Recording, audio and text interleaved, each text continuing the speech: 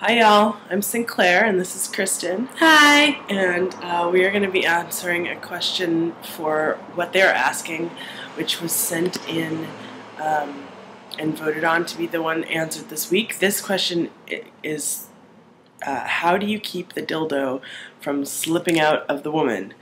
And I'm sure that you mean, you know, if you are strapped on and fucking someone else, how do you make sure that that dildo doesn't come out of them? And especially, how do you make sure that you don't not notice, that you do notice if you do come out?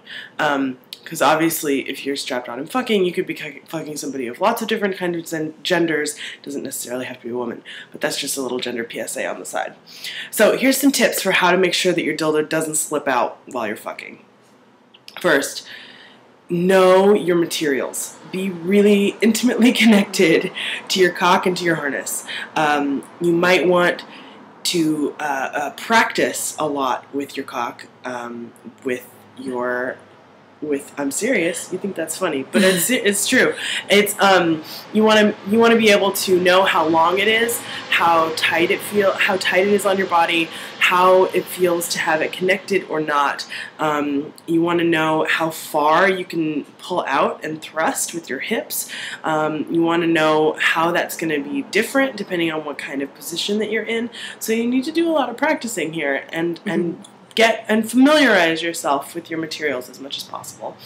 You might want, if this is a consistent problem for you, you might want to tighten your harness a little bit so that you can feel it stronger, so that you can feel the difference between when your cock is inside a hole or something and when it's not, and those feel differently, but it's sometimes hard to tell if you don't have the harness really tight around your hips. If you don't like that feeling, that's fine, but you might want to experiment with that to see if that helps.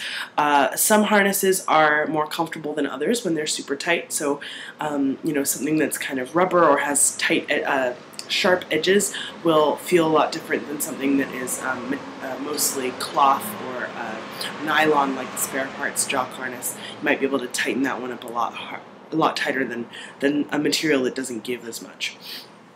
You also might want to consider getting a longer cock. If this is something that happens all the time for you, then you're thrusting in and out. You're thrusting in and out. Stop! I'm trying to talk to the people. Okay.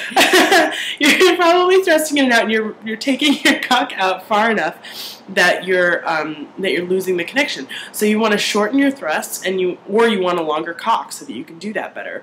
Some people can't take a really lot of length in whatever hole you're fucking, and the different holes on the human body can take different lengths. So you might need to vary the amount of cock that you insert into that hole, depending on who you're fucking and where, and how much room they have and how much they like it. Some people really like it when you bump up against their cervix if you're fucking. Some people really hate that, and it's really displeasurable. You can also use your hand. So this is something that I do constantly. I almost always have one hand down on my cock, on the base of it. It doesn't have to be like all the way gripped around it, but just like a gentle little touch to it, so that I can feel what it's doing, how far inside I'm going, how fast. I can also sometimes use my hand if I have it kind of tucked on my cock. Close your ears so you don't hear all these secrets. You can use it to kind of curve the cock up a little bit, and if you're fucking someone vaginally, you can hit their G-spot a little bit better and easier that way, and get a better angle, get a better friction going. So if that's comfortable for you to kind of reach under and hold your cock a little bit, that's a really good way to make sure that you stay inside. Because really the worst thing is when you're fucking and fucking and fucking and you are not actually inside that hole, and you are just looking like a dog in heat and that will like fuck the side of the couch or something. Like, that's really embarrassing, and sometimes you can't tell because the dildo does not actually have nerve endings on it, and if it's feeling good up against your own bits, you can just kind of keep going. So I think it's really important to communicate about that and to make it clear that, like, I care when it's out, and it's not going to embarrass me for you to say, your cock's not in me anymore. At the same time, you shouldn't be like, you're fucking my leg. Like, be nice about it if it comes out. Like, it's not something that should just stop everyone's rhythm, because if you're into it, then you're into it and you want to keep going.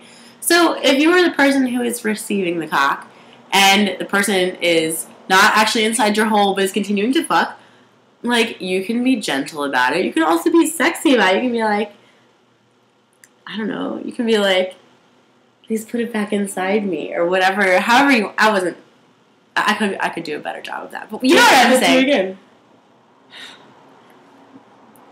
Now I'm embarrassed. I'm putting you on the internet. She does a very good job of being able to You can turn it into dirty talk, is what I'm saying, and it's fun that way. Instead of making it this moment that is embarrassing for everybody. So, say something hot, move on, keep fucking.